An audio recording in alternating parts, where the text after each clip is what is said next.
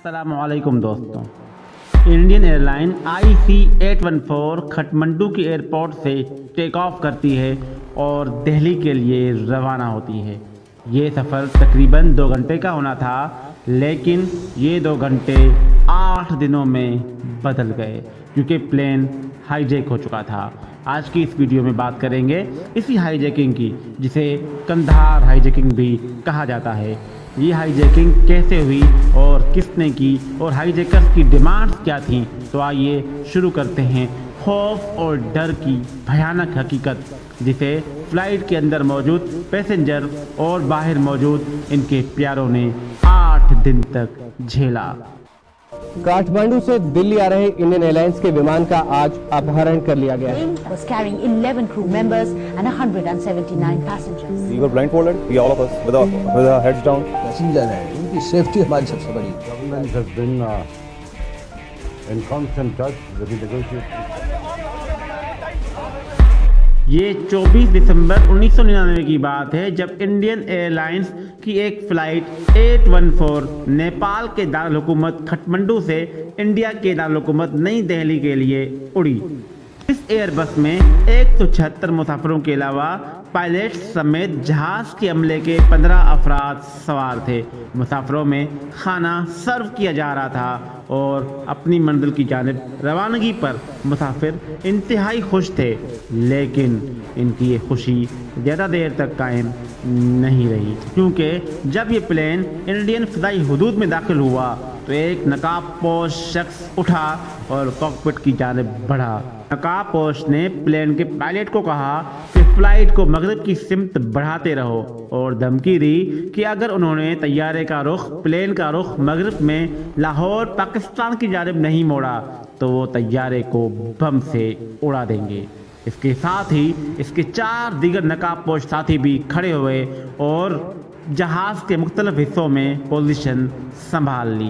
Pilot जहाज़ को लाहौर पाकिस्तान की तरफ मोड़ लेता है, मगर लाहौर एयर ट्रैफिक कंट्रोल की जानिब से सख्ती से मना कर दिया जाता है कि आप यहाँ लैंड नहीं कर सकते। इसी दौरान 4:40 पर इंडियन एयर ट्रैफिक कंट्रोल को खबर मिलती है कि IC 814 हाईजैक हो चुका है। 6:04 पर इंडियन एयर ट्रैफिक कंट्रोल इस प्लेन के साथ रब्ता करने की कोशिश करते हैं, जिस पर कैप्टन देवी शरण इन्हें बताते हैं कि ईंधन ख़त्म होने वाला है और हाईजैकर्स की डिमांड के मुताबिक लाहौर में लैंड करने से मना कर दिया गया है। वो इंडियन एयर ट्रैफिक कंट्रोल से कहते हैं कि पाकिस्तान से इजाज़त ली जाए ताकि प्लेन वहां लैंड कराया जा सके, नहीं तो हाईजैकर्स कत्ल व गारत शुरू कर देंगे। वो बार बार धमकी दे रहे हैं। इसके 25 मिनट बाद तकरीबन 6:30 पर इंडियन हाई कमीशन दरख्वास्त करता है कि तैयारे को लाहौर पाकिस्तान में लैंड करने दिया जाए, लेकिन इजाज़त फिर भी नहीं मिलती।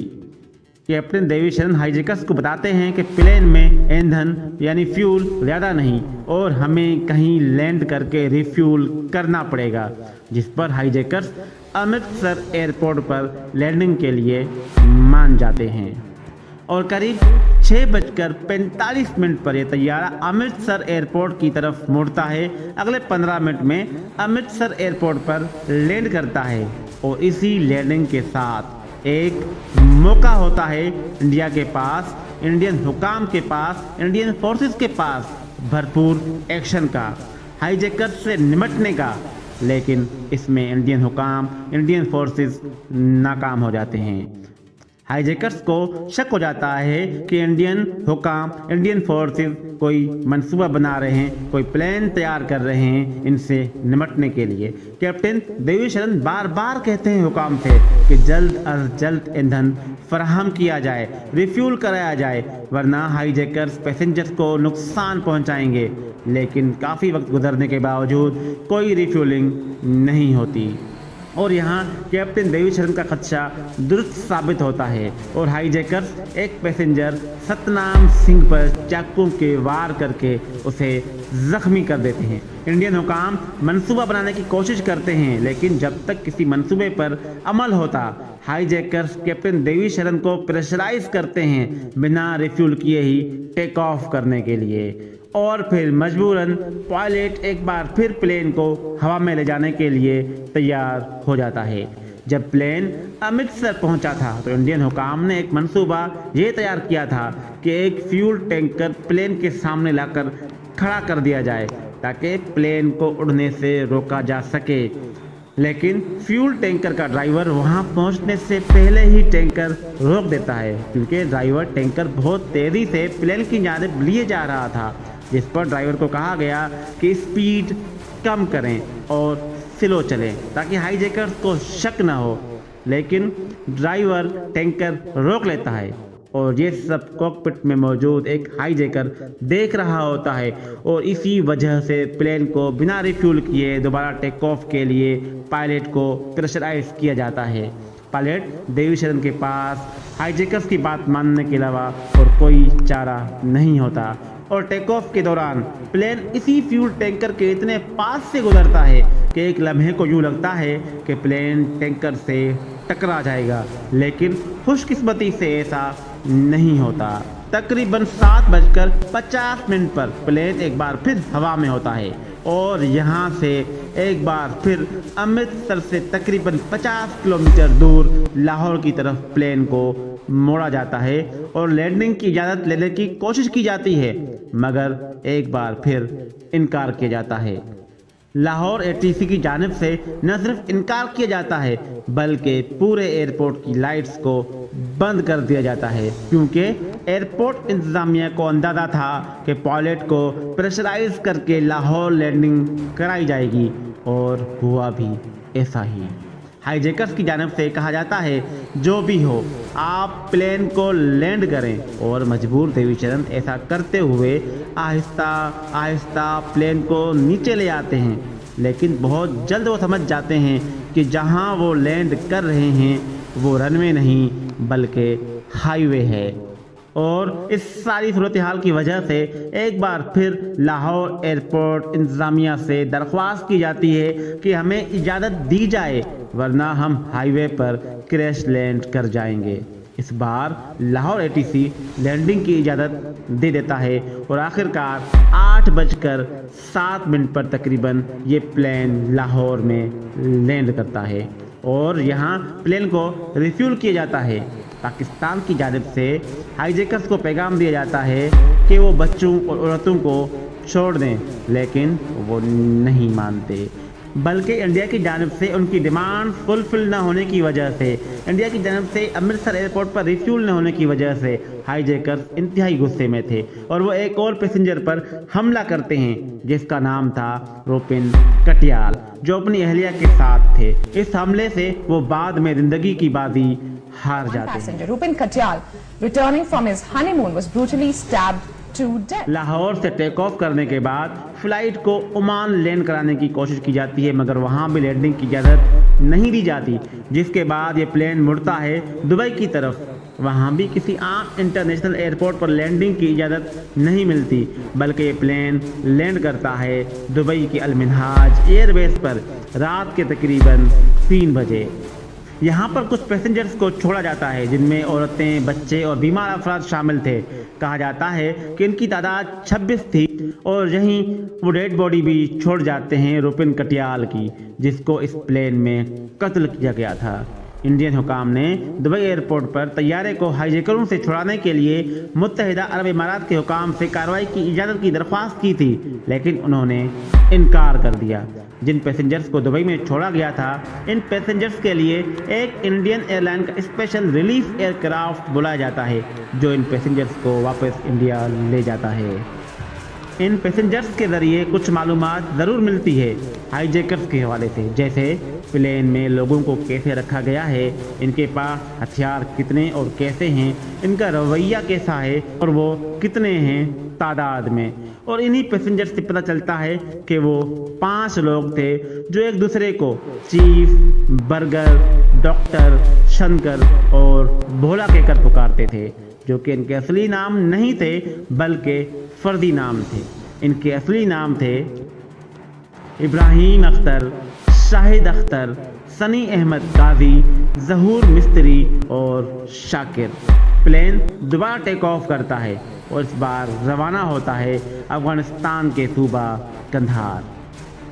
तारीख में अफगानिस्तान के सूबा कंधार की अहमियत किसी तरह से भी काबुल से कम नहीं रही, मगर 90 की दहाई से पहले बैनुल-अक़वामी मीडिया ने इस सूबे को ज़्यादा अहमियत नहीं दी थी। ताहम 90 की दहाई के दौरान जिन दो बड़े वाक़यात के बायस ये इलाका दुनिया की तवज्जो का मरकज़ बना रहा, इनमें से एक तालिबान का ज़हूर और कंधार पर कब्ज़ा और दूसरा इंडियन एयरलाइंस के तैयारे की हाईजैकिंग थी। 26 दिसंबर सुबह तकरीबन 8 बजे ये प्लेन लैंड करता है कंधार इंटरनेशनल एयरपोर्ट पर। अफगानिस्तान में तालिबान की हुकूमत थी और इंडिया तालिबान की हुकूमत को तस्लीम नहीं करता था, इसीलिए इंडियन गवर्नमेंट इस्लामाबाद में बैठे अपने हाई कमीशन के एक ऑफिशियल को कंधार भेज दिए बातचीत करने के लिए, हालात का जायजा लेने के लिए। जहाज़ में मौजूद लोग अगले 6 दिन भी इसी प्लेन में गुजारते हैं और अंदर के हालात बद से बदतर होते हैं। खाने पीने के मसाइल, टॉयलेट्स के मसाइल और सबसे बढ़कर इस बात की अजियत कि अब क्या होगा, इनके साथ क्या होने वाला है, क्या वो यहाँ से निकल पाएंगे या फिर यहीं मारे जाएंगे।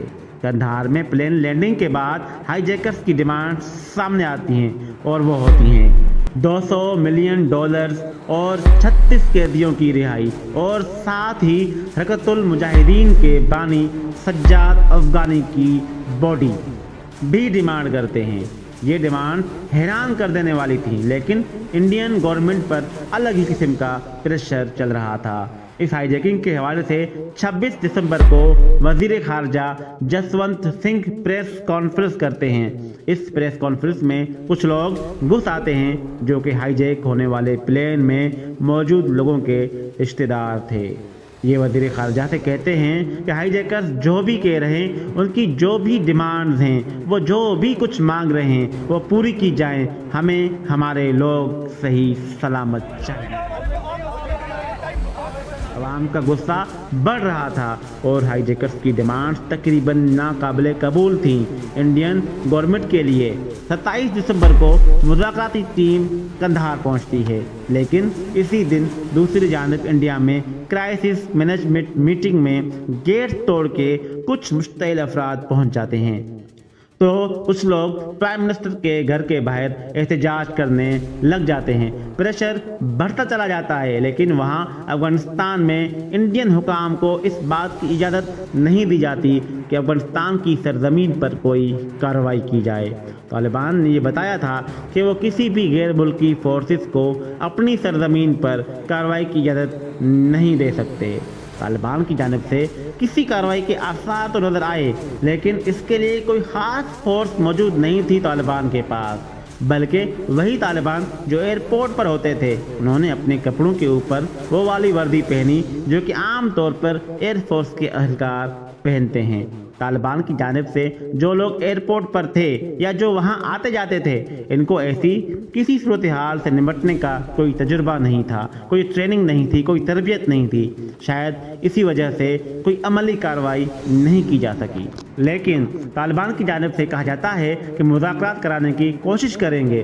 तो एक तरफ हाईजैकर्स होते हैं, एक तरफ इंडियन हुकाम, तो दरमियान में तालिबान, और काफ़ी हद तक डिमांड कम कराई जाती हैं। और अब 36 के बजाय सिर्फ 3 कैदियों को रिहा कराने पर हाईजैकर और इंडियन गवर्नमेंट मान जाते हैं। इन कैदियों में मौलाना मसूद अजहर, मुश्ताक जरगर और अहमद सईद शेख शामिल थे। इन कैदियों को वज़ीर ख़ारजा जसवंत सिंह के साथ एक फ़्लाइट में बिठाकर कंधार भेजा जाता है। रिपोर्ट्स ये भी हैं कि जसवंत सिंह को अलग फ़्लाइट में भेजा जाता है और इन तीनों कैदियों को अलग फ़्लाइट में कंधार पहुंचाया जाता है।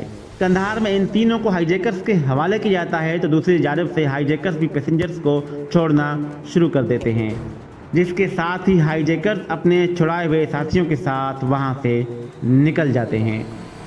کئی پہلوؤں سے دلچسپ ہونے کے ساتھ ساتھ یہ واقعہ اس لیے بھی مشہور ہے کیونکہ یہ ہوائی سفر کی تاریخ میں طویل ترین دورانیے کی ہائی جیکنگ میں سے ایک ہے جو 7 دن تک جاری رہی۔ تو دوستوں آج کی ویڈیو میں اتنا ہی، میں ہوں آصف علی، ملتے ہیں اگلی ویڈیو میں، اللہ نگہبان۔